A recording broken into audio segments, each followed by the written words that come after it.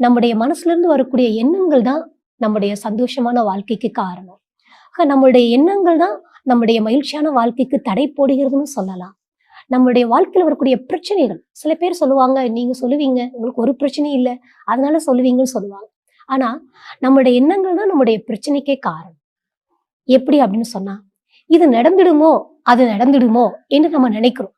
அப்புறம் என்ன சொல்லுவோம், நான் எதை நினைச்சு பயந்தேனோ அது நடந்தே நடந்தே விட்டது அப்படின்னு நம்ம சொல்றோம்.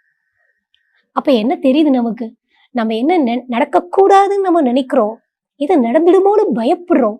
அது நம்முடைய வாழ்க்கையில பிரச்சனையாக வரும். ஆக நம்ம வாழ்க்கையில தடை இல்லாம பிரச்சனை இல்லாம நம்ம இருக்கணும் அப்படின்னா, முதல்ல நாம நம்முடைய எண்ணங்களை சரி செய்து கொள்ளணும். நம்ம மனசுல இருந்து வரக்கூடிய எண்ணங்களை பாசிட்டிவ், நல்ல எண்ணங்களாக, தனக்கும் மகிழ்ச்சி தரக்கூடிய, மற்றவங்களுக்கும் மகிழ்ச்சி தரக்கூடிய எண்ணங்களாக எப்ப நாம